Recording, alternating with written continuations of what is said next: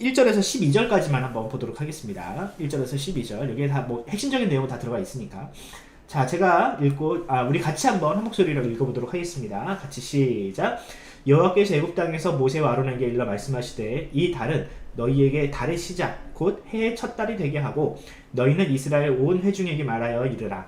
이 달 열흘에 너희 각자가 어린 양을 잡을지니 각 가족대로 그 식구를 위하여 어린 양을 취하되 그 어린 양에 대하여 식구가 너무 적으면 그 집의 이웃과 함께 사람 수를 따라서 하나를 잡고 각 사람이 먹을 수 있는 분량에 따라서 너희 어린 양을 계산할 것이며 너희 어린 양은 흠없고 1년 된 수컷으로 하되 양이나 염소 중에서 취하고 이달 열 나흘까지 간직하였다가 해질 때에 이스라엘 회중에 그 양을 잡고 그 피를 양에 먹을지 좌우 문설주 인망에 바르고 그 밤에 그 고기를 불에 구워 무교병과 쓴나물과 아울러 먹되 날 것으로나 물에 삶아서 먹지 말고 머리와 다리와 내장을 다 불에 구워 먹고 아침까지 남겨두지 말며 아침까지 남은 것은 곧 불에 사르라. 너희는 그것을 이렇게 먹을지니 허리에 띠를 띠고 발에 신을 신고 손에 지팡이를 잡고 급히 먹으라. 이것이 여호와의 유월절이니라. 내가 그 밤에 애굽 땅에 두루 다니며 사람이나 짐승을 막론하고 애굽 땅에 있는 모든 처음 난 것을 다치고 애굽의 모든 신을 심판하리라. 나는 여호와니라. 아멘. 자, 한번 볼게요. 글씨가 잘 보이나요? 네. 좀 키울게요, 제가. 오늘 말씀은 그 출애굽기의 가장 하이라이트라고 할 수 있습니다. 가장 중요하고 가장 핵심적인 내용이라고 할 수 있는데 한번 볼게요. 출애굽기 12장은 11장 다음에 나옵니다. 근데 11장에 어떤 내용이 나오느냐? 하나님께서 드디어 이스라엘 사람들을 애굽에서 너희들을 내보내겠다. 이제 이 마지막 재앙을 내가 내리면 바로가 너희를 내보내지 않을 수 없을 것이다 라고 이렇게 말씀을 하십니다. 근데 그 10번째 재앙이 뭐예요? 여러분들 알다시피 장자의 죽음이라는 재앙입니다. 이 부분에 대해서는 이따가 보겠습니다. 자, 그 다음에 이제 이 장자의 죽음과 관련을 해서 하나님께서 하나의 절기, 또 혹은 그 죽음을 피할 수 있는 하나의 예배, 가정 예배를 하나님께서 하나 주시는데요. 그게 바로 유월절입니다. 근데 이 유월절을 하나님께서 이제 명절로 주시면서 여러 가지 규칙들을 주시는데요. 첫 번째, 너희가 이제부터는 이 달을 한 해의 첫 달이 되게 해야 한다라고 말씀을 하십니다. 이거는 이제 여러분들 이따가 살펴보겠지만, 원래는 그 달이 지금 현재 새해가 아니에요. 새해가 아니에요. 애굽에서는 그 달을 3월 내지 4월로 지금 이미 이렇게 살고 있어요. 그렇게. 근데 이스라엘 백성들에게는 그 달이 1월이 돼야 된다라고 말씀을 하세요. 이것도 의미가 있습니다. 근데 1월 1일이 아니라 1월 10일, 또 하필 1월 10일에 어린 양 한 마리씩을 집집마다 준비해라.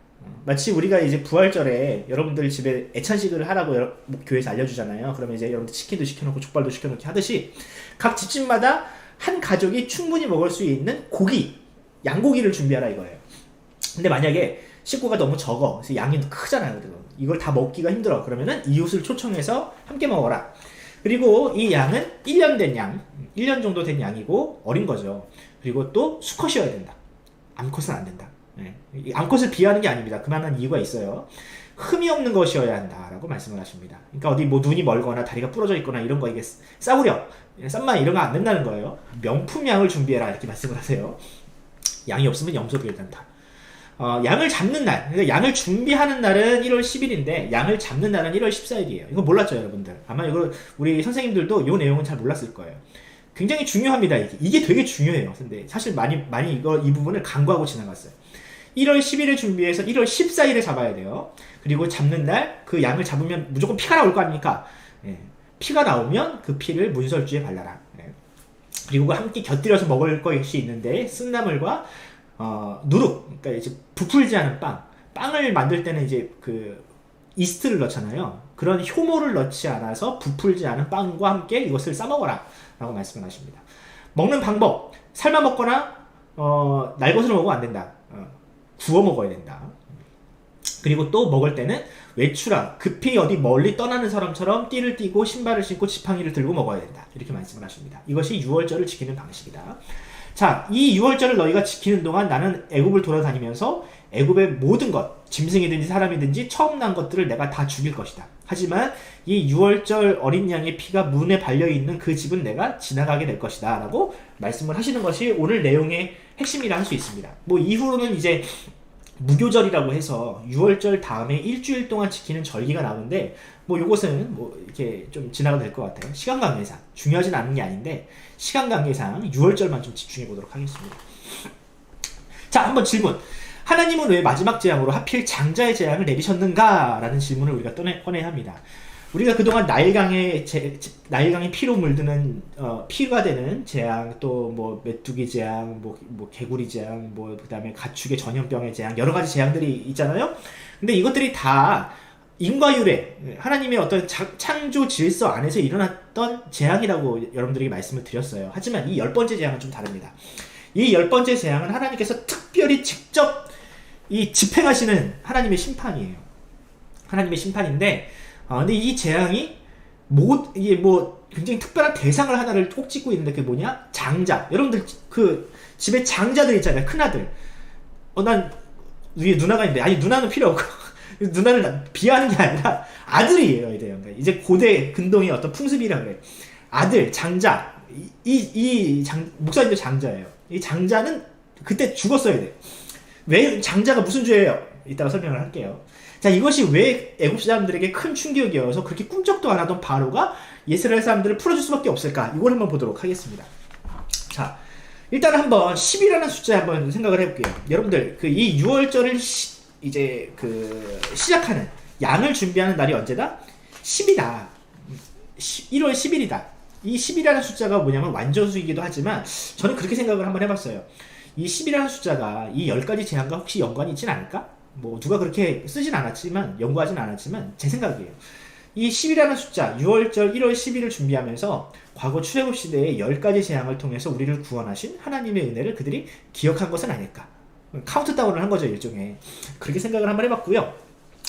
중요한 건 이거죠. 장자의 재앙. 자, 제가 이제 출애굽기를 여러분들에게 한 세 번째 설교를 하는 것 같은데 설교를 하면서 여러분들에게 이런 얘기를 했어요. 하나님께서 애굽 사람, 특별히 출애굽기에서 애굽 사람들, 특별히 바로와 대화를 하실 때 이 바로의 가장 큰 문제점이 무엇이었을까 했을 때 저는 이 바로가 하나님을 우상처럼 대하는 죄, 그 우상이 난무하고 정말 득실득실 됐던 그 애굽의 가장 큰 죄는 뭐였다? 우상 숭배였는데 그 우상을 섬기는 가장 큰 목적이 뭐다? 결국 나 잘 되라고, 내가 행복하고 싶어서, 이것이 우상을 만들고 우상을 섬기는 목적이었다라고 여러분들이 얘기를 했잖아요. 그래서 가장 중요한, 가장 핵심적인 우상은 누구다? 진짜 우상은 누구다? 결국 사람이다. 자기 자신이다. 이것이 이제 우상숭배의 본질이라고 여러분들에게 말씀을 드렸어요. 자, 그러면 하나님께서 애굽을 치실 때 애굽에 있는 모든 우상들을 치시고 우상들을 격파하시겠다고 하나님께서 선언하셨잖아요. 그러면 결국에 이 우상은 최종적인 우상, 가장 본질적인 우상은 누구입니까? 사람이에요, 사람. 그러니까 하나님이 우상을 치신다고 하셨을 때에는 결국 사람이 하나님 앞에 심판을 받아야 된다는 뜻인 거예요. 이 10가지 재앙은 뭘까요? 하나님께서 이 애굽에 있는 모든 신들, 한 수천 가지, 수만 가지의 신들을 다 칠 수는 없잖아요. 시간 너무 오래 걸려. 그래서 10개의 상징적인 우상들을 친 겁니다. 이 10개의 상징적인 우상은 곧 애굽 전체의 우상과 동일하다라고 하나님께서 이 10가지의 재앙으로 상징적으로 얘기하신 거고요. 그 중에서 마지막 재앙, 이 10번째 재앙은 사람을 치시는 거예요, 사람, 결국. 근데 여러분, 사람을 다 죽이면은 좀 너무하잖아요. 그래서 사람을 대표하는 존재, 그 각 가정을 대표하는 존재를 하나님께서 치시는 겁니다. 그게 누구예요? 그래서 장자가 되는 거예요. 그래서 장자가. 여러분들, 장남 중요하잖아요. 여러분들, 장남 세뱃돈도 가장 많이 받고 어른들한테 가장 관심이 많은 존재. 지금은 조금 안 그렇지만 옛날에는 장남은 무조건 잘 돼야 된다. 다른 애들 다 대학 안 보내도 우리 장남은 대학 보내고 학교 보내고 해야 된다 라고 옛날엔 그렇게 살았어요. 근데 이것이 우리나라뿐만 아니라 옛날에도 마찬가지예요. 다른 나라도 마찬가지예요. 장남은 그 가정을 대표하는 존재입니다. 사람을 대표하는 존재예요. 그래서 진짜 우상은 사람인데 그 사람들을 다 치시기 힘드시니까 하나님께서는 그들을 대표하는 장남을 하나님께서 치시는 거죠. 그러면 곧 애굽 사람 전체가 하나님 앞에 심판을 받는 것과 동일한 효과가 있는 겁니다. 이게 굉장히 중요한 그 대표성의 원리라고 할 수 있어요. 자, 여기서 대표성의 원리. 근데 이 성경은 이 대표성의 원리를 끝까지 고수합니다. 하나님은. 나중에 이것이 신약 시대에 그대로 이루어지는데, 예수님을 통해서 이루어지는데 한번 그것을 볼게요. 나중에. 자, 근데 이 죽음을 면하는 방법이 있어요. 이 장자의 재앙은요, 이스라엘 사람들에게도 미칠 수 있어요. 애굽 땅에 있는 모든 사람들, 이스라엘 사람들에게는 미치지 않는 재앙이 아니에요. 이것을 피할 수 있는 방법을 하나님께서 알려주셨지만 이 방법은 애굽 사람들에게나 이스라엘 사람들에게나 동일하게 선포가 됐어요. 그럼 다시 말하면 이 장자의 죽음은 하나님을 믿지 않는, 그래서 이 유월절을 지키지 않는 사람들에게 모두가 다 임하는데, 애국 사람들 중에서 만약에 이 유월절을 지키고 하나님의 말씀을 순종하고 믿는 사람이 있으면 어떻게 될까요? 이 죽음을 피할 수가 있는 거예요. 반대로 이스라엘 사람들 중에서도 하나님의 말씀을 믿지 않고 이 유월절을 지키지 않는 가정이 있으면 어때요? 그들이 이스라엘 사람임에도 불구하고 그들은 이 심판을 피할 수가 없는 거죠. 결국 중요한 건 뭐다? 이 하나님의 심판을 피할 수 있는 유일한 방법은 뭐다? 하나님의 말씀을 믿는 믿음이다. 이게 중요한 겁니다, 여러분. 구약이나 신약이나 하나님께서 하나님의 심판을 피할 수 있는 유일한 길을 열어주셨는데 그게 뭐다? 하나님을 믿는 믿음. 단지 유월절에 그 어린 양의 피를 문설주에 바르는 이 행위 자체가 어떤 효과가 있는 게 아닙니다. 이 자체가 어떤 대단한 어떤 미신적인 힘이 있는 게 아니에요. 결국 그 말씀을 믿고 그대로 행하는가 안 하는가, 그 안에 믿음이 있는가 없는가가 결국 이 심판을 피할 수 있는 유일한 비결이라는 거예요. 자, 이런 부분들을 오늘 말씀에서 발견할 수 있다는 것이죠. 자, 시간이 없으니까 넘어가도록 하겠습니다. 자, 그러면 유월절 또 무교절, 그러니까 무교절은요, 유월절을 시작으로 해서 일주일간 지키는 절기예요. 자, 이 무교절은 일단은 뭐 나중에 설명할 때가 있을지 모르겠으니까 넘어가고, 각 규례, 하나님께서 말씀하신 유월절은 이런 방식으로 지켜라 라고 말씀을 하셨거든요. 각각의 의미가 다 있습니다. 한번 볼게요. 첫 번째, 이 달을 너희의 달의 시작, 곧 해 첫 달이 되게 해라 라고 말씀을 하십니다. 그러니까 즉 지금 현재 상황은 1월은 아닌 거야. 그지? 1월이 아닌 거지. 첫 달이 아닌 거예요. 근데 이 달이 너희의 첫 달이 되게 해라라고 합니다. 근데 여러분 그거 아세요? 우리가 쓰는 양력의 그 365일의 양력 있죠. 근데 원래 우리 동양인들은요, 음력을 썼어요. 지금 음력으로 따지면 한 달 정도의 주기의 차이가 있는 거 아시죠? 양력과 음력이. 근데 양력이 어디서 왔느냐? 이집트에서 왔습니다, 여러분. 사실 우리가 쓰는 이 365일의 양력은요, 이집트에서 왔어요. 그러니까 지금 우리가 1월, 2월, 3월, 4월 해서 12월까지 지키는 이 달력이요, 원래 이집트에서 왔다고요. 그러니까 그 당시 이집트의 날짜와 개념과 현재 날짜 개념이 크게 다르지 않다라고 여러분들 생각을 하세요. 그런데 하나님께서 아마 한 3월을 내지 4월쯤일 거예요. 근데 그 시점을 이제부터 너희가 이때를 1월로 기억해라 라고 말씀을 하십니다. 1월로 지켜라. 시간의 개념이 완전히 뒤바뀌어 버리는 거죠. 그러니까 전혀 다른, 애국과는 전혀 다른 시간 개념에서 너희는 살아야 된다라고 말씀을 하시는 겁니다. 새로운 통치, 하나님의 새로운 통치를 너희가 받아들여라 라는 뜻입니다. 그런데 왜 하필 1월 1일이 아니고 1월 10일이냐 이거예요. 일단은 10이라는 수가 완전수고 어쩌면 애국에 내려진 10가지 재앙과 연관이 있다라고 생각은 하지만 어쨌든 이 1월 10일의 유월절을 준비하면서 특별히 원래는 3월 4월이잖아. 이때를 준비하고 무교절을 지키면서 하나님께서는 그들에게 한 해의 시작, 그죠? 한 해의 시작. 이제 보통 3월 내지 4월부터 씨를 뿌리고 농사를 준비하는 농경사회였으니까 이 한 해의 시작을 온전히 나에게 바쳐라. 일주일을 나에게 온전히 바쳐라. 이거죠, 일종의. 여러분들이 부모님이 월급을 타오면 그걸 이제 11조로 구분해가지고 하나님께 드리잖아요. 그거와 마찬가지인 거예요. 한 해를 시작할 때 이 일주일을 너희가 하나님께 온전히 무교절로 바치면 그 한 해를 전체를 내가 받은 것으로 여기마. 이런 뜻인 거죠. 이런 전통은 지금도 마찬가지입니다. 우리가 이제 1월 1일 이제 새해가 넘어가면 교회에서는 항상 하는 게 있어요. 뭐예요? 신년 특세를 합니다. 신년 특세를 하면서 뭐 지금 못하지만 요즘에 못하지만 신년 특세를 하면서 이 한 해가 하나님의 온전한 은혜 가운데서 살아가기를 기원하면서 바라면서 한 해의 소원들을 하나님께 기도하고 또 하나님께서 보호해 주시기를 기도하면서 우리가 그렇게 한 해를 시작하잖아요. 마찬가지의 원리가 여기에도 적용된다 할 수 있습니다. 넘어가 볼게요. 자, 이제 어린 양이 나옵니다. 어린 양을 취하되 흠이 없어야 된다. 또 수컷이 돼야 된다. 그리고 또 그것을 1월 10일에 준비해서 1월 14일까지 간직해라 라고 말씀을 하십니다. 자, 볼게요. 왜 하필 수컷이어야 됩니까? 이런 질문이 나올 수 있어요. 여러분들, 이건 아주 간단해요. 암컷을 잡으면요, 씨가 말라요. 그렇죠? 암컷이 비싸요? 수컷이 비싸요? 암컷이 훨씬 비싸요, 동물은. 왜? 새끼를 생산해내고 이것이 번식이 가능하기 때문에 재산 증식이 일종의 CR이에요, CR. 만약에 여러분들 6월절마다 암컷 잡으면 아마 이 양은 이 지구상에 없어져요. 1년마다 한 번씩, 응? 양을 그렇게 암컷을 잡아 먹어버리면. 그래서 하나님은 이 일종의 6월절 가정 예배를 준비하면서 그 가정에 무리하지 않은, 경제적으로 큰 타격을 주지 않고 이 지구상의 어떤 창조 질서가 무너지지 않을 수 있는 수컷을 하나님께서 잡도록 하신 겁니다. 수컷이 거룩해서가 아니에요. 수컷이 싸요. 그래서 그런 겁니다. 그리고 왜 하필 양이나 염소냐? 여러분들 이것은 구약의 제사와 연결되어 있는 겁니다. 구약의 제사의 가장 중요한 제물이 뭐였어요? 양이었어요. 근데 이 양이 원래 이 6월절 예배의 전통에서 흘러나오게 되는 겁니다. 자, 그러면 왜 흠이 없어야 되느냐? 흠이 없어야 되느냐? 여러분 뱃속에 들어가면 다 똑같은 거 아닙니까? 얘를 삶아서 이렇게 구워서 먹으면 뱃속에 들어가면 눈이 하나 멀든 뭐 다리가 하나 부러지든 어차피 똑같은 맛입니다. 큰 의미가 없어요. 그런데 하나님은 왜 흠이 없어야 된다라고 하시느냐? 그 사람의 정성을 보시는 거죠. 그 사람의 정성. 그 예배를 준비하는 그 사람의 중심을 보시는 거예요. 그리고 또 이 흠이 없다라는 것은 거룩한 것을 상징합니다. 거룩한 것. 하나님이 창조하셨던 그대로의 모습, 이것을 준비하는 거거든요. 옛날에 이제 예수님께서 이 땅에 오셨을 때 성전을 이제 몇 번 뒤집어 엎으셨잖아요. 그래서 그 안에서 양을 팔고 뭐 비둘기를 파는 사람들을 다 내쫓았단 말입니다. 근데 왜 성전에서 비둘기를 팔고 양을 팔았을까?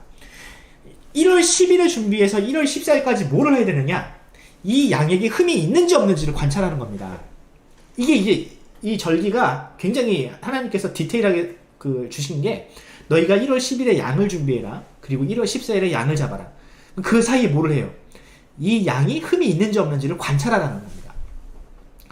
보통 동물을 딱 보자마자 이 동물이 흠이 있는지 없는지, 어디 아픈지 안 아픈지 딱 보면 압니까? 아니요. 얘를 좀 키워봐야 돼요.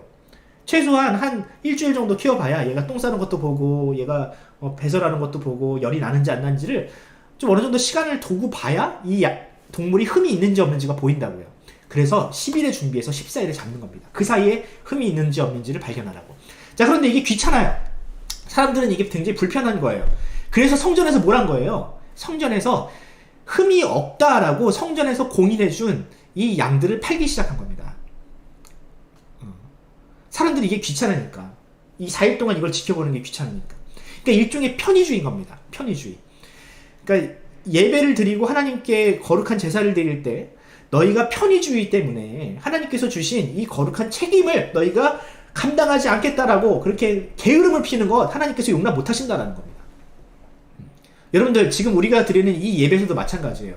우리가 지금 비록 온라인으로 드리지만 우리가 하나님 앞에 드리는 예배는 똑같은 마음가짐과 똑같은 그 자세로 하나님 앞에 예배를 드려야 합니다. 이것은 구약이나 신약이나 달라지지가 않아요. 만약에 우리가 그냥 대충 예배 드리고 그냥 오늘 좀 제끼고 그냥 좀 게임 좀 하다가 나중에 뭐 시간 나면 다시 보지, 요런 거 하면요, 예수님께서 이 땅에 계셨으면 성전을 뒤집어 엎으시고 막 채찍으로 때리셨듯이 또 맞아야 되는 거예요. 예배는 편의주의로 드리는 게 아닙니다. 예배는 하나님 앞에 거룩하게 준비되고, 마치 6월절을 10일부터 14일까지 정말 마음을 다해서 준비하듯이 그런 식으로 준비해야 되는 것이 바로 우리가 드려야 되는 예배가 되어야 합니다. 자, 그래서 흠이 없는 게 중요합니다. 그 사람의 정성, 중심이 하기 위해서.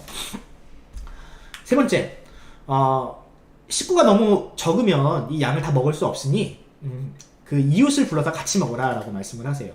1년 된 양을 먹기에 적당한 숫자가 한 10명 정도라고 합니다. 10명 정도. 근데 요즘에는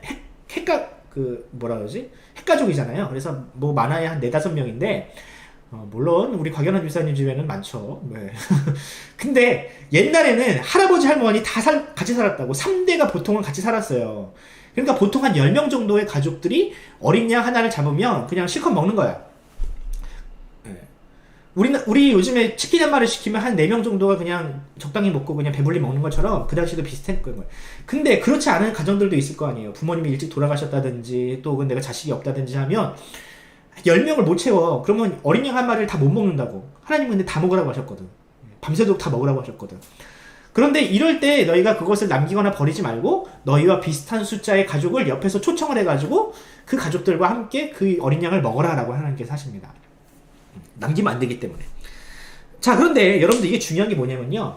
이 6월절이 추구하는 진정한 예배의 정신이 여기에 또 하나 나타나요. 그게 뭐냐?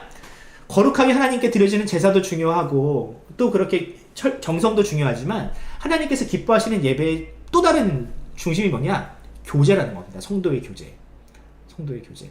이웃과 하나 되는 것, 이웃과 사랑을 나누는 것, 이웃과 한 가족이 되는 것. 그것이 바로 하나님께서 기뻐하시는 예배의 또 다른 요소라는 거죠. 근데 그것을 가능케 하는 매개체가 있어야 돼요. 그게 뭡니까? 먹는 게 중요한데 그게 뭡니까? 어린 양이라는 겁니다. 어린 양. 그러니까 즉 어린 양은 이웃을, 나와 피가 섞이지 않은 이웃을 하나로 만들어주는 또 다른 매개체. 자, 이것이 신약에 그대로 적용이 돼요. 그러면 우리가 교회 와가지고 우리가 성찬식을 나누지 않습니까? 예수님께서 잡히시기 전날 밤 성찬식을 하시고 이것을 할 때마다 나를 기념하라고 하셨어요. 6월절이었어요, 그날이. 6월절. 그러니까 구약에 있는 6월절을 예수님께서 지키시면서 그것을 신약적인 전통으로 하는 예수님께서 다시 우리에게 안겨주신 거죠. 우리도 6월절을 지켜요. 어찌 보면 예수님으로 통해서. 우리는 근데 양고기 안 먹잖아요. 대신 뭘 먹어요? 떡과 포도주를 마시면서 이것을 나누면서 예수님을 기억하죠. 그렇지만 이것이 또 중요한 의미가 있어요. 이것을 동일한 것을 먹으면서 우리가 예수 그리스도 안에서 한 가족임을, 한 몸임을 우리가 다시 한번 확인하는 겁니다. 과거 구약의 6월절을 통해서 우리가 한 지붕 안에 다시 모여가지고 이웃이지만 한 가족이 되었던 것처럼 우리가 성찬식을 하면서 우리는 주 안에서 한 가족이다 라고 우리가 다시금 이렇게 예수님 안에서 다시금 배우는 거죠. 이해하시겠습니까, 여러분? 여러분들, 중요한 의미가 있는 거예요. 자, 네. 나의 시리가 대단하네. 알겠습니다. 야, 얘도 은혜 받았나봐. 야, 큰일 났다. 얘도 은혜 받았다. 자, 요거 이제 여러분들 다 아는 내용이지만 그 피를 그러니까 양의 피를 문설주에 발하라 이렇게 말씀을 하십니다. 자, 이게 되게 중요한 행위인데요. 여러분들 집에도 교패가 있을 거예요. 내가 어느 교회를 다닙니다 라고 하면 붙어요. 그러니까 대문에 그 피를 바르는 건데 그 대문은요, 그 집에 들어가는 첫 번째 관문이자 그 집을 보여주는 첫 번째 상징입니다. 자, 그런데 여기에다가 문설주에다가 피를 발랐다. 이게 무슨 뜻일까? 여기 이 집은 예수 믿는 집이에요. 이 집은 하나님께서 기뻐하시는 집이에요. 이런 것도 있지만 상징적인 의미가 있어요. 뭐냐면 여러분들 라겐라 그릇을 이제 가득 채워가지고 이렇게 닫으면 그 그릇 안에 뭐가 넘치도록 있으면 어때요? 흘러 넘치죠. 아무리 닫아도 막 그릇 밖으로 막 삐져나온단 말이에요. 넘쳐 흐른단 말이에요. 그런 의미가 있는 거예요. 자, 그 문 틈에다가 피를 바르는 행위는 그 문 안에는 피가 철철 흘러 넘친다라는 것을 보여주는 상징적인 행위인 겁니다. 즉 피는 뭐예요? 죽음이거든요. 피를 문설주에 바르는 행위를 통해서 그 집은 이미 죽음을 경험한 집이고 그 집안에 있는 사람들은 다 죽었다라는 것을 보여주는 일종의 상징적인 행위라는 겁니다. 그래서 하나님께서 보내신 죽음의 사자가 쓱 지나가다가 그 피를 딱 보면 어때? 야, 이 집안에 있는 사람들은 이미 다 죽었구나. 내가 다시 들어갈 필요가 없겠구나라고 보여지게끔 하나님께서 그렇게 피를 바르도록 하신 거죠. 근데 그 집안에 있는 사람들이 죽었어요, 안 죽었어요? 안 죽었거든요. 누가 죽었어요? 어린 양이 죽었어요. 근데 그 어린 양의 죽음으로 말미암아 그 집안에 있는 사람들이 다 죽은 것으로 하나님께서 그냥 그렇게 여기신다는 거죠. 자, 이것이 그대로 신약의 예수 그리스도에게로 적용이 되면 어떻게 돼요? 자, 우리는 하나님께 구원을 받았어요. 원래 우리가 죽었어야 돼. 그런데 하나님께서 누구의 피로 말미암아 우리를 죽었다라고, 우리가 이미 하나님 앞에 심판을 받았다고 여기십니까? 예수님의 죽음으로 말미암아 그 피가 우리의 영혼에 깊게 새겨져서 그 피로 말미암아 우리는 이미 심판을 받은 것으로 하나님께서 여기신다는 거예요. 그러니까 하나님께서는 장차 예수 그리스도를 통해서 이루실 그 구원의 역사를 이 6월절을 통해서 그대로 보여주시는 겁니다. 내가 앞으로 이런 방식으로 인류를 구원할 거야. 이와 똑같은 방식으로 내가 너희를 구원할 거야. 너희는 이 전통을 계속 유지하면서 앞으로 내가 이 구원을 이룰 때 너희가 그것을 믿음으로 바라봐야 해 라고 하나님께서는 이 6월절을 통해서 말씀을 하신 겁니다. 자, 그 다음에 볼게요. 그 고기를, 이 양고기를 먹을 때 불에 구워 먹어야 되는데, 특별히. 왜냐면 이게 중요한 게 뭐냐면요, 만약에 이렇게 솥에 넣어서 먹거나 이러면요, 고기가 상해요. 뼈가 부러지고 탈골될 위험이 있어요. 왜? 그릇이 작잖아, 보통은. 그래서 구워야 돼. 구우면은 부러질 염려가 없어. 여러분들 통돼지 바베큐 알죠? 이렇게 딱 꽂아가지고 돌리잖아요. 그것처럼 먹는 거예요. 뼈가 부러지면 안 돼. 자, 그런데 이걸 먹을 때 무교병을 먹으래요. 무교병. 무교병이 뭐냐면은요, 여러분들이 먹는 빵 종류가 아니라 란 있죠. 란 아나? 난?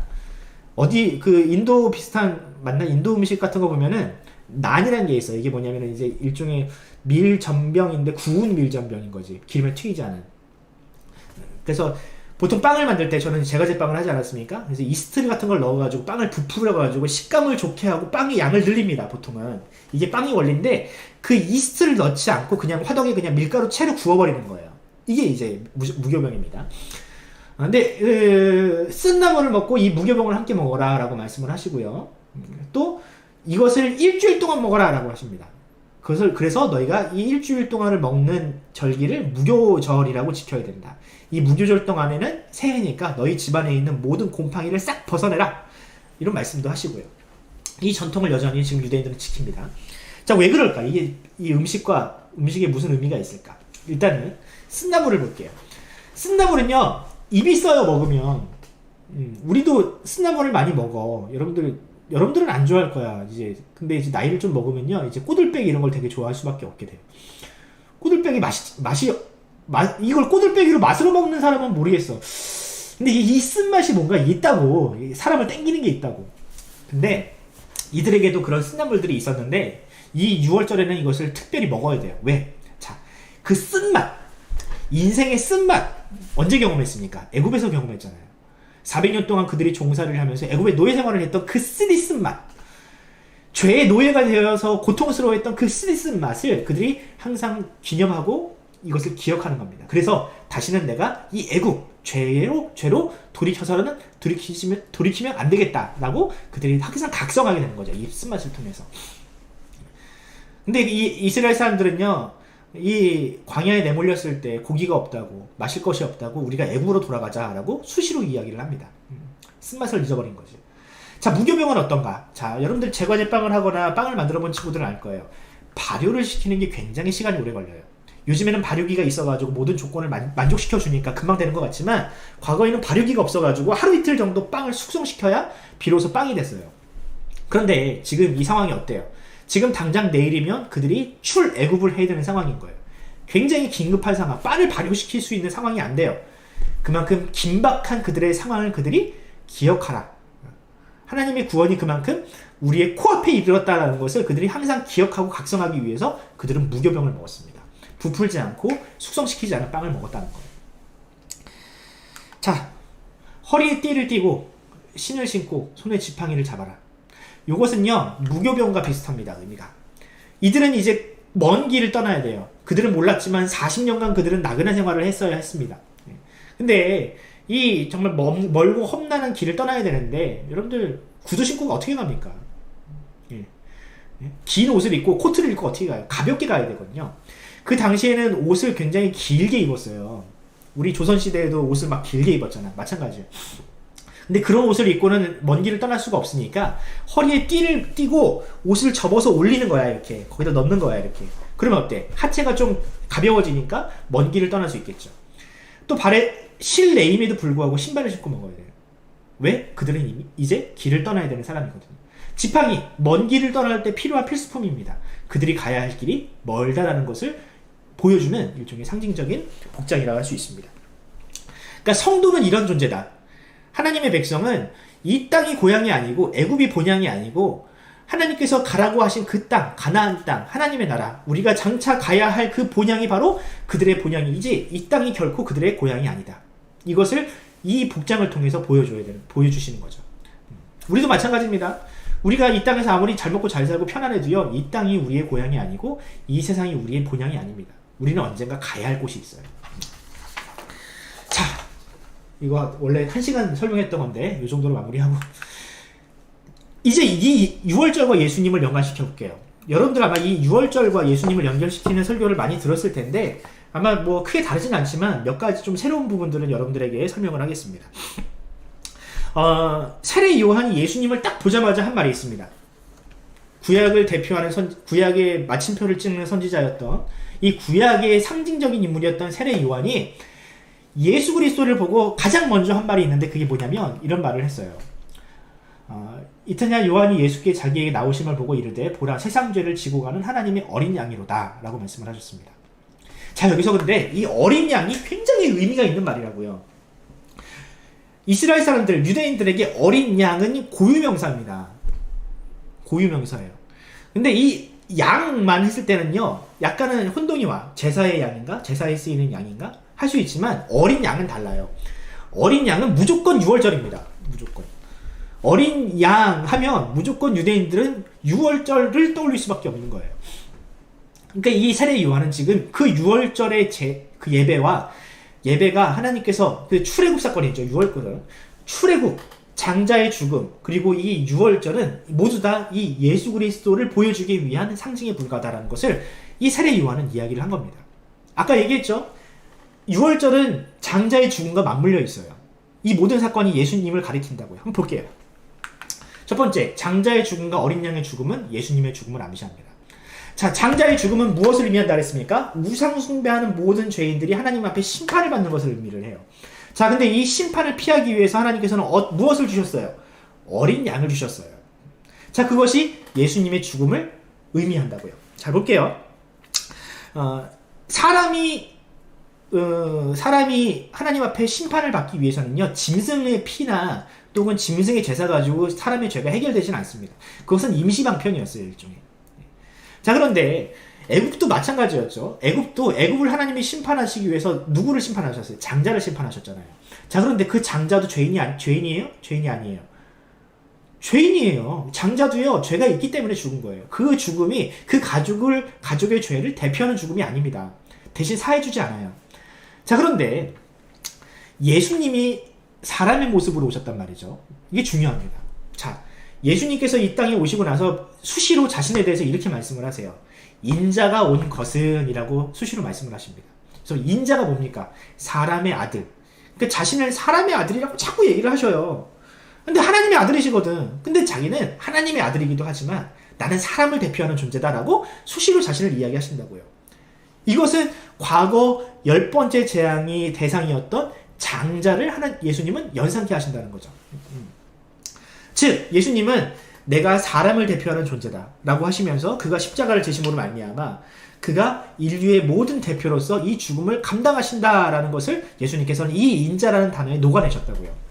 자, 그런데 예수님의 죽음은 애굽의 장자의 죽음과는 다릅니다. 왜? 그때 애굽의 장자는 자신의 죄 때문에 죽었지만 예수님에게는 죄가 있어요, 없어요? 죄가 없어요. 그렇기 때문에 예수님은 다른 누군가의 죄를, 마치 어린 양처럼 다른 누군가의 죄를 대신 감당할 수 있는 존재라는 거예요. 그런데 그가 한 사람의 분량만 감당하느냐? 아니라는 거죠. 왜? 그분은 하나님이시니까. 비록 한 사람의 죽음이지만 그분이 하나님이시기 때문에 그 죽음은 우리 모든 인류의 죄를 대신 감당할 수 있을 만한 충분한 용량을 가지고 있는 거예요. 이 예수님의 죽음으로 말미암아 모든 인류의 죄가 해결이 된 거죠.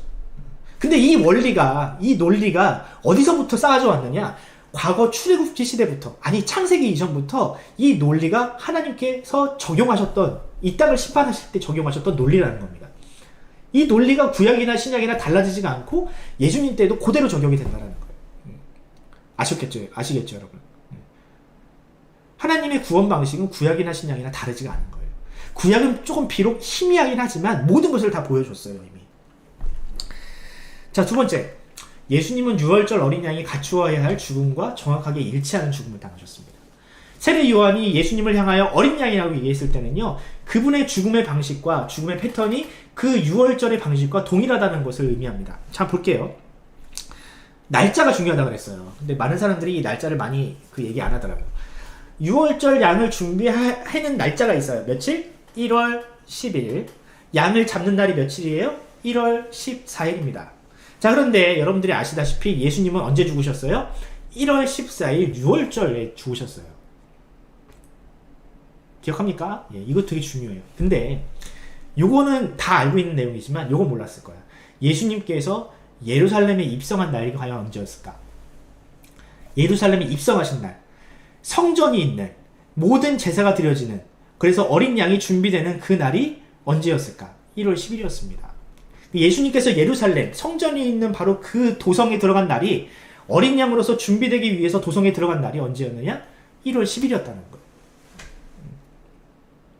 그리고 이 1월 10일에 예수님께서 도성에 예루살렘에 들어가신 다음에 성경은 이때부터 제사장들과 서기관들이 예수님에게 무슨 흠이 있는지를 정말 필사적으로 찾았다라고 이야기를 해요.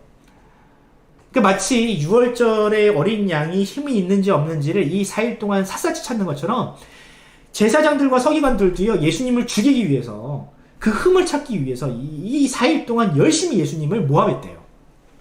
그리고 결론, 예수님이 죄가 없다는 사실, 흠이 없으신 분이라는 사실을 누가 공표했느냐?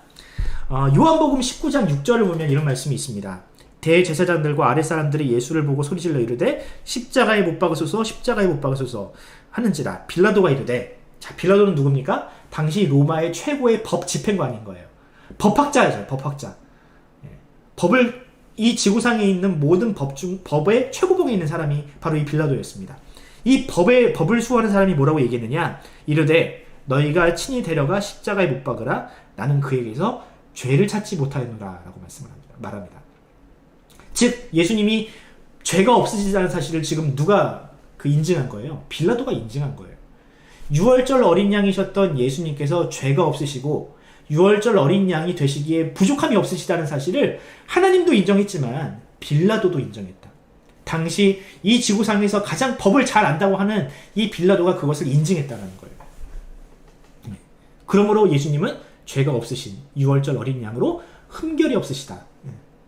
이것을 성경은 우리에게 굉장히 강조하는 겁니다. 매우 강조하고 있어요. 이게 되게 중요합니다, 여러분. 이 내용은 아마 많이 여러분들이 들어보지 못하셨을 거예요. 되게 중요해요, 근데 이게. 자, 그리고 예수님은요, 뼈가 부러진 채로 죽지 않으셨어요. 6월절 어린 양이 뼈가 부러지면 안 됩니다. 근데 예수님도 뼈가 안 부러졌어. 근데 보통 십자가에 달려 죽는 사람들은요, 뼈가 부러져서 죽어요. 손발에 못이 박혀서 죽는 게 아닙니다. 요 출혈은요, 금방 막혀요. 우리의 혈소판이 이 상처를 금방 메꿔가지고 금방 지혈을 해줍니다. 과다출혈 죽지 않습니다. 보통은 질식이나 아사를 많이 해요. 한 일주일, 2주일 동안 매달려 있으면서 그렇게 죽어, 그냥. 굶어 죽거나 아니면 아사에서 죽거나 질식사에서 죽어요. 근데 이 죽음을 빨리 당기는 방법이 있어요. 어떻게 하냐면 하체를 부러뜨리고 정강이를 부러뜨리면 갑자기 체중이 아래로 확 쏠리면서 사람이 갑자기 질식을 해서 죽는다 그래요. 그래서 이때 이제 6월절에 예수님이 죽으셨고 그 다음부터 일주일 동안 이 이스라엘의 절기, 무교절이 시작을 해야 되는데 예수님이 계속 달려있으면 좀 보기 흉하잖아. 그러니까 이스라엘 유대인들이 예수님을 좀 빨리 죽여달라고 부탁을 합니다. 그래서 로마인들이 예수님을 빨리 죽이려고 정강이를 뿌리치려고 하는데 예수님이 어때요? 이미 죽어 계시네. 그래서 예수님은 그 채로, 그냥 온전한 육신인 채로 그 십자가에서 내려오시게 됐어요. 마치 6월절 어린 양이 뼈가 부러지지 않은 것처럼 예수님도 그런 죽음을 당하셨다. 자, 이것이 바로 이 예수님께서 6월절에 죽으셨던 방식이고 구약의 그 말씀을 이루셨던 방식입니다. 자, 뭐 할 얘기가 많지만 빨리빨리 넘어가도록 하겠습니다. 자, 중요한 건 뭐냐? 6월절은 구원의 조건이 오직 은혜이고 그 믿음임을 보여줍니다. 자, 아까 말씀드렸어요. 하나님께서 6월절을 그들에게 주실 때는 그 6월절을 지키는 행위 자체가 의미가 있는 것이 아니라, 거기에 효과가 있는 것이 아니라 그 행위가 하나님을 믿는 믿음이기 때문에, 믿음을 증명하는 것이기 때문에 하나님께서 그것을 그 6월절을 통해서 그 죽음을 면하게 하셨다고요. 마찬가지로 우리에게도 그것이 그대로 적용이 됩니다. 하나님께서 이 인류를 구원하시고 한 사람을 구원하시는 방식은 뭐냐? 그 사람 안에 하나님을 또는 예수님을 믿는 믿음이 있는지 없는지를 보시는 거예요. 우리가 세례를 받거나 혹은 예배를 드리거나 이것들은 우리를 구원할 수 있는 어떤 행위, 능력이 있는 행위들이 아닙니다. 우리가 예수님을 믿는 믿음이 있기 때문에 예배를 드리는 것이고, 우리가 예수님을 믿기 때문에 우리가 세례를 받는 거예요. 그 이상 그 의미가 없는 거예요. 중요한 건 뭐냐? 그 행위가 아니라 우리가 예수님을 믿는, 하나님의 말씀을 믿느냐 안 믿느냐가 중요하다는 것이죠. 자, 근데 이 믿음도 우리의 구원의 근본적인 원인은 아닙니다, 여러분. 중요한 건 뭐냐면 그 믿음을 일으키는, 믿음의 대상이 되는 하나님의 구원의 역사가 보다 더 중요하대요. 하는 거예요. 은혜라고 해요. 은혜. 하나님의 은혜. 하나님의 은혜가 보다 더 중요해요. 자, 구약의 제사도 봅시다. 구약의 제사는요, 계속 반복적으로 이루어졌어요. 계속 사람들이 죄를 지을 때마다 양 잡고 소 잡았다고요. 근데 이것이 계속 반복돼. 다시 말하면 구약의 제사는 우리의 죄의 문제를 완전히 해결해 줄 수 있는 근본적인 해결책은 아니라는 거예요. 그런데 이 문제가 언제 해결이 됐느냐, 우리가 언제부터 더 이상 제사를 드릴 필요가 없게 되었느냐, 우리의 죄의 문제를 완전히 해결하는 완전한 제사가 이루어지면 우리는 더 이상 그렇게 반복적인 제사를 드릴 필요가 없어지게 되는 겁니다. 왜? 우리 안에 있는 죄의 문제가 근본적으로 해결되기 때문에. 더 이상 이 죄의 문제 때문에 하나님의 심판의 대상이 되지 않기 때문에 우리는 이 반복적인 제사를 더 이상 드릴 필요가 없게 된다는 것이죠. 설명을 하려면 길어. 근데 못하겠어. 시간이 없어가지고. 여러분들이 이제 좀 더 알고 싶으면 설교를 나와 같이 좀 많이 듣고, 필요하면 내가 만들어낸 자료들이 많이 있으니까 또 달라고 하고, 이해 못하겠으면 한 3번씩 들어. 그러면 좀 반쯤은 이해가 될 거예요. 어쨌든. 자, 이렇습니다. 요걸로 마무리를 할게요. 또 있는데 넘어가도록 하겠습니다. 적용을 한번 해볼게요. 적용은 어쩌보면 좀 뻔할 수 있지만 너무 당연한 적용입니다. 예수님은 우리를 구원하시기 위해서 하나님께서 준비한 완전한 제물이 되셨습니다. 우리가 완전한 제물을, 아무리 완벽한 제물을 준비한다 할지라도 우리는 항상 죄인에 불과하기 때문에 완벽한 제물을 준비할 수 없어요. 하지만 하나님께서 그것을 직접 준비하셨다고요. 자, 우리를 구원하시는 하나님의 은혜를 날마다 묵상하며 그 은혜를 찬양합시다. 두 번째, 내가 받은 구원이 얼마나 값진 것인지를 생각해 봅시다. 하나님은 우리를 구원하시기 위해서 수천 년부터 유월절이라든지 갖가지 제사를 통해서 예수님을 미리 준비하시고 그분을 보여주시기 위해서 예비하셨다고요. 자, 그런데 우리가 그 예수님을 딱 선물로 받았음에도 불구하고 그 가치를 모르고, 그 예수님께서 우리를 위해서 얼마나 값진 희생을 하셨는지를 망각하고 다시 죄로 돌이킨다면 얼마나 하나님께서 마음이 아프실까. 자, 우리는 다시 이 범죄하게 하는 이 쓴나물과 같은 이 죄로 다시는 돌이키지 말자라고 적용을 해봤습니다. 세 번째, 우리는 이 땅에서 나그네와 같은 존재입니다. 이스라엘 백성에게 가나안 땅이 약속된 것처럼 우리에게도 약속된 하나님 나라가 있습니다. 모세와 같이 우리를 인도하시는 우리 예수님, 성령님의 음성을 따르면서 그 삶을 순종해 갑시다. 마지막으로 이렇게 적용했습니다.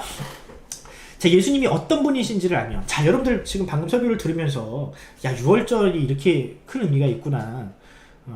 이 유월절 전통이 지금 우리에게도 이렇게 남겨져 있구나. 이것을 여러분들이 배우면 어때요? 여러분들이 믿음이 훨씬 더 커지는 느낌이 들지 않아요? 네, 그렇습니다. 성경을 통해서 예수님이 어떤 분이신 줄 알고, 또 하나님께서 구약시대 때부터 얼마나 우리의 구원을 위해서 얼마나 착실하게 준비를 하셨는지를 알면 우리가 하나님을 더 사모할 수 있지 않을까요? 그래서 저는 이렇게 한 문장으로 요약을 했습니다. 우리 하나님은 처음부터 다 계획이 있으셨구나. 이거 빵 안 터지면 영화를 안 본 거죠. 예. 기생충이라는 영화를 보면, 야, 너는 다 계획이 있었구나 라고 하는 대화가 있습니다. 저는 이 대사를 이용해서 하나님은, 야, 처음부터 우리를 다 구원하기 위한 계획이 있으셨구나. 예수님이 오시기 수천 년 전부터 유월절이라는 전통을 마련하시고, 또 그 예수님께서 그 유월절을 이어받으셔가지고 우리를 위해서 성찬식을 준비하시고, 이 어마어마한 사건들이 다 성경에 기록되어 있잖아요. 다 계획이 있으셨던 겁니다. 우리의 구원은 결코 우연, 어쩌다가 하나님께서 그냥 우리에게 구원을 주신 게 아니라 이미 우리를 다 구원하시기 위해서 이런 계획을 세워놓으셨다고요. 자, 이것을 믿으시기 바랍니다.